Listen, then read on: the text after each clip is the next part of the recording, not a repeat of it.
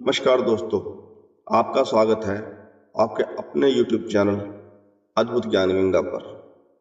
हमारे आज के इस ज्ञानवर्धक वीडियो में गाय माता ने बताया है कि इन 4 कामों को कभी भी किसी के सामने नहीं करना चाहिए। आप सभी जानते हैं कि गाय को गाय माता क्यों कहा जाता है, क्योंकि गाय माता के भीतर 33 कोटि देवी देवता निवास करते हैं, जिसकी वजह से हर घर में गाय माता की पूजा की जाती है। गाय माता को देवी का स्वरूप माना जाता है। आज हम आपको गाय माता के द्वारा बताई गई इन 4 बातों के बारे में बताने जा रहे हैं, जिन्हें आप लोगों को अपने जीवन में अवश्य उतारना है। इन 4 कामों को हमेशा अकेले में ही करना चाहिए। आज की यह कहानी बड़ी ही ज्ञानवर्धक है। अगर कोई भी मनुष्य गाय माता के द्वारा बताए गए इन 4 कार्यों को अकेले में कर लेता है तो वह व्यक्ति अपने जीवन में कभी भी निर्धन और गरीब नहीं रहेगा। प्राचीन समय की बात है, एक गांव में एक भोला नाम का व्यक्ति रहता था। वह बहुत ही भोला था। भोला बहुत ही निर्धन और गरीब व्यक्ति था। वह गायों को चराकर अपने बेटे और अपनी बीवी का पालन पोषण किया करता था। भोला सेठों यानी कि उस गांव के जो धनी व्यक्ति थे, जो सेठ थे, उनकी गायों को चराकर अपने पेट का पालन पोषण करता था। भोला रोजाना अपने गांव के सेठों की गायों को चराने के लिए जंगल ले जाता। शाम को जंगल से गायों को चराकर वापस लाता और फिर जाकर उसे कुछ पैसे मिलते थे। एक दिन की बात है, जब भोला अपने गांव के सेठों की गायों को लेकर जंगल की ओर चराने जा रहा था, तभी जंगल की ओर से एक गाय अकेली आती है और आकर भोला की गायों में मिल जाती है। वह सारे दिन भोला की गायों के साथ ही चरती है और उसके बाद जैसे ही रात होने लगती है, यानी कि शाम ढलने लगती है, तो वह गाय अचानक से भोला की गायों से दूर हो जाती है और अपने रास्ते चली जाती है। जब भोला दूसरे दिन फिर से वापस अपनी गायों को चराने के लिए जाता है तो वह गाय फिर से भोला के गायों में मिल जाती है और चारा चरने लगती है, और शाम ढलती है तो वह अपने रास्ते चली जाती है। ऐसे ही यह सिलसिला कई दिनों तक चलता रहा। वह गाय रोजाना आकर उसकी गायों में मिल जाती, सारा दिन चारा चरती और शाम को चली जाती। एक दिन भोला जंगल में अपनी गायों को संभाल रहा था। तब उसने गायों की गिनती की। उसने देखा कि उसमें एक गाय ज्यादा है। भोला ने सोचा कि मुझे जो पैसे मिलते हैं वो 99 गायों को चराने के मिलते हैं, पर यहाँ तो गाय गिनती में 100 आ रही हैं। भोला सोच में पड़ जाता है कि आखिर यह एक गाय किसकी है। यह सोचते हुए गांव की तरफ चला जाता है, और जब भोला अपने गांव में पहुंच जाता है तो भोला अपने सेठ से बोलता है कि सेठ जी, मैं तो आपकी 99 गायों को चराता हूं, परंतु आज जब मैंने जंगल में इन गायों की गिनती की तो 100 गाय निकली। फिर वह सेठ भोला से बोलता है कि भोला, एक बार फिर से गायों को गिन लो। जब भोला उन गायों को गिनता है वह 99 गायें निकलती हैं। भोला सोचता है कि जब मैंने जंगल में गायों को गिना था तो वह 100 थी, लेकिन अब 99 आ रही हैं। यह कैसे हो सकता है? फिर भोला सोचता है कि हो सकता है कि किसी और की गाय आ गई हो। दूसरे दिन भोला फिर से गायों को लेकर चला जाता है। तभी वह गाय फिर से उसकी गायों में शामिल हो गई। दूसरे दिन फिर से भोला ने गायों की गिनती की और उसे आज भी 100 गाय मिली। भोला अचंभे में पड़ गया। जब वह शाम को वापस गांव पहुंचा और फिर से गायों की गिनती की तो उसे फिर से 99 गायें मिली।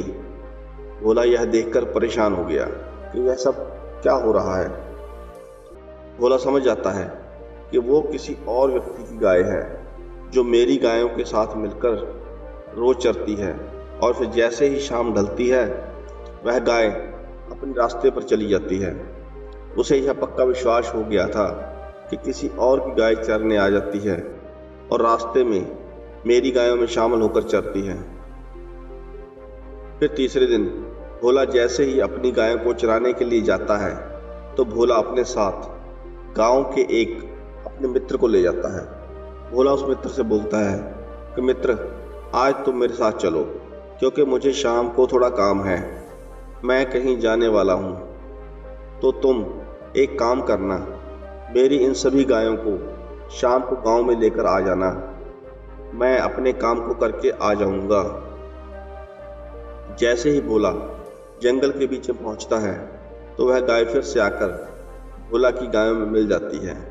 फिर शाम को जब शाम ढलने लगती है तो जैसे ही भोला का वह मित्र गायों को लेकर गांव की तरफ आ रहा होता है तो भोला दूर से गायों पर नजर रखता है। जब उसका मित्र गायों को लेकर कुछ दूर आ जाता है तभी एक गाय उसकी गायों के झुंड में से निकलकर पहाड़ों की तरफ जाने लगती है और भोला उसे देख लेता है। भोला उस गाय के पीछे पीछे पहाड़ों की तरफ जाने लगता है और फिर देखते ही देखते वह गाय उन पहाड़ों के बीचों बीच से होकर एक गहरी गुफा के अंदर घुस जाती है। भोला भी उस गाय के पीछे पीछे उसी गुफा में चला जाता है और फिर भोला उस गुफा के अंदर जाकर देखता है तो एक संत गहरी तपस्या कर रहे होते हैं, साधना कर रहे होते हैं और वह सफेद गाय उस संत के पास जाकर खड़ी हो जाती है। भोला वहां छुप कर सब कुछ देखता रहता है। कुछ देर बाद वह गाय संत के पास जाकर बैठ जाती है। अपनी साधना पूरी करने के बाद संत खड़े हो जाते हैं और उस गाय का दूध निकालने लगते हैं। दूध निकालने के बाद अपने खाने पीने का भोजन तैयार करते हैं और यह सारी घटना भोला छुपकर अपनी आंखों से देख रहा होता है। फिर कुछ देर बाद वह गाय गोबर कर देती है। भोला देखता है कि जब वह गाय गोबर करती है तो सोने का करती है, जिस गोबर को उठाकर वह संत अपनी धन पेटी में रख देता है। उसके बाद वह संत अपने किसी काम के लिए उस गुफा से बाहर चले जाता है और भोला उस गाय के नजदीक जाता है और गाय माता के पैरों में पड़ जाता है। वह गाय माता से विनय आग्रह करते हुए कहता है कि गाय माता, मैं बहुत ही निर्धन व्यक्ति हूँ, मैं बहुत ही गरीब व्यक्ति हूँ, मेरे घर में कमाने वाला बस मैं एक ही हूँ, मैं अपने बच्चे और अपनी बीवी का पालन पोषण करता हूँ। उसके बाद में भोला बोलता है कि गाय माँ, आप मेरी मदद करें। उसके बाद गाय माता भोला से बोलती है कि भोला, तुम कुछ क्षण के लिए रुको, मैं एक सोने का गोबर करने वाली हूँ, तुम उस सोने के गोबर को लेकर अपने घर चले जाना। भोला वहीं बैठकर इंतजार करने लगता है। कुछ समय के बाद वह गाय सोने का गोबर देती है और भोला उस गोबर को उठाकर अपने घर चले जाता है। उसके बाद में भोला रोज की तरह अपने गांव से गायों को लेकर आता। वह गाय भोला की गायों के साथ मिलकर चारा चरती और शाम को जब गुफा की तरफ जाने लगती तो भोला भी उस गाय के पीछे पीछे उस गुफा में चला जाता और रोज सोने का गोबर लेकर अपने घर आ जाता। इसी तरह देखते देखते भोला बहुत ही ज़्यादा धनी हो जाता है, बहुत ही ज़्यादा धनवान हो जाता है। भोला के जो पड़ोसी थे वह भोला को देखकर बहुत जलने लगते हैं। वह सोचते हैं कि भोला सिर्फ गायों को चराता था और अपने घर का गुजारा करता था, परंतु ऐसा क्या हुआ जिसकी वजह से भोला देखते ही देखते बहुत धनवान व्यक्ति हो गया। यह नज़ारा देखकर भोला के सभी पड़ोसी भोला से जलने लगे। उसके बाद पड़ोसी ने सोचा कि आखिर यह भोला करता क्या है जिसकी वजह से देखते ही देखते धनवान होता जा रहा है। भोला बहुत ही भोला था, क्योंकि भोला जो भी कमाता, जो भी गतिविधियां करता, भोला सब कुछ सारी बातें अपनी बीवी को बता देता और भोला की बीवी वह भी उसकी तरह ही बहुत ही मासूम और बहुत ही भोली थी। भोला जो भी बातें उसे बताता, भोला की बीबी वह सारी बातें पड़ोसियों को बता देती। गाय ने भी भोला को सोने का गोबर देना बंद कर दिया था। उसके बाद देखते ही देखते भोला गरीब होने लगता है। भोला के पास जो जमा धन था वह भी खर्च हो चुका था। ऐसे देखते ही देखते फिर से भोला बहुत ही निर्धन और गरीब हो गया था और अब फिर से भोला की हालत पहले जैसी हो गई थी। इसके बाद एक दिन भोला बहुत परेशान होकर गुफा के अंदर चला जाता है। वह गुफा के अंदर जाकर देखता है तो वह गाय उसी जगह पर खड़ी होती है। भोला जाते ही उस गाय के पैरों में गिर जाता है और गाय माता से कहता है कि गाय माता, मैं बहुत ही परेशान हो चुका हूँ। मेरी जिंदगी बहुत ही बदतर हो चुकी है, पहले से भी ज़्यादा बदतर हो चुकी है। गाय माँ, मेरे घर में खाने को अन्न का एक दाना भी नहीं है, मैं क्या करूं? गाय माता भोला से कहती है कि भोला, मैं तुमको आज ऐसी 4 बातें बताने वाली हूं जिनको अगर तुम अपने जीवन में अमल में लाते हो, अपने जीवन में उतार लेते हो, तो फिर से तुम्हारी स्थिति वही हो जाएगी जो कुछ दिन पहले थी, यानी तुम फिर से धनवान हो जाओगे। गाय माता भोला को 4 बातें बताती है। गाय माता कहती है कि भोला, पहली बात यह है कि हमें कभी भी भगवान की पूजा साधना किसी के सामने नहीं करनी चाहिए। कहा जाता है कि अगर आप भगवान की पूजा, भगवान की साधना, भगवान की आरती किसी भी व्यक्ति के सामने करते हो तो उसका श्रेय देखने वाले को जाता है, ना कि पूजा और आरती करने वाले को। इसलिए जब भी आप भगवान का भजन करें, हमेशा अकेले में करें। यदि आप भगवान का भजन लोगों के सामने करोगे तो उसका श्रेय आपको नहीं बल्कि देखने वाले लोगों को मिलता है। इसलिए कभी भी किसी भी व्यक्ति के सामने पूजा आराधना नहीं करनी चाहिए। गाय माता ने दूसरी बात यह बताई कि जब भी पति पत्नी रात्रि के समय विश्राम करते हैं तो वह हृदय में होना चाहिए, अकेले में होना चाहिए।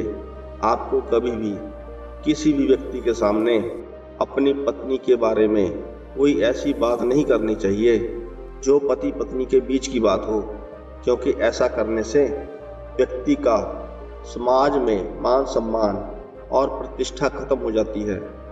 गाय माता ने तीसरी बात बहुत ही अमूल्य बताई है। गाय माता ने कहा है कि व्यक्ति को अपनी आमदनी का जरिया किसी को नहीं बताना चाहिए, इसको हमेशा अपने सीने में रखना चाहिए। अगर आप किसी भी व्यक्ति को अपनी कमाई का जरिया बताते हो, अपनी कमाई का रास्ता बताते हो, तो आपका वह कमाई का रास्ता बंद हो जाता है। हो सकता है कि आपके काम के जरिए पर किसी अन्य व्यक्ति का कब्जा हो जाए और आप गरीब होते चले जाओ। इसलिए अपनी कमाई का जरिया किसी को भी नहीं बताना चाहिए। गाय माता ने कहा, भोला, चौथी बात ध्यान से सुनो। मनुष्य को भोजन भी हमेशा अकेले में और पर्दे में रहकर करना चाहिए। भोजन को कभी भी सभी के सामने नहीं करना चाहिए। यदि आप खुले में भोजन करते हैं तो सबसे पहले माँ अन्नपूर्णा का अपमान होता है, दूसरा आपके भोजन का अपमान होता है। आपको कभी भी भोजन की प्राप्ति नहीं होती है और आप दाने दाने के लिए मोहताज हो जाते हो। इसलिए भोजन को भी अकेले में ही करना चाहिए। यह 4 बातें गाय माता भोला को बता देती है और भोला इन 4 बातों का बहुत सख्ती से पालन करता है। धीरे धीरे वो माता फिर से अपना गोबर भोला को देना शुरू कर देती है और भोला के दिन एक बार फिर से फिरने लगते हैं। देखते ही देखते भोला की गिनती फिर से धनी व्यक्तियों में होने लगती है। भोला बहुत ही ज़्यादा धनवान हो जाता है। आप सभी अगर इन 4 बातों पर अमल करते हैं तो कभी भी आप लोग गरीब और निर्धन व्यक्ति नहीं हो सकते हो। हिंदू धर्म में गाय को पूजनीय स्थान प्राप्त है। ऐसी मान्यता है कि बड़े से बड़ा कष्ट भी सिर्फ गौ माता की सेवा करने से दूर हो जाता है। गाय की सेवा करने से जहाँ सभी देवी देवता प्रसन्न होते हैं, वहीं घर में सुख समृद्धि और अच्छे स्वास्थ्य का वरदान मिलता है। अगर आपको यह कहानी पसंद आई हो तो वीडियो को लाइक करें, चैनल को सब्सक्राइब करें। कहानी को अंत तक सुनने के लिए आपका बहुत धन्यवाद।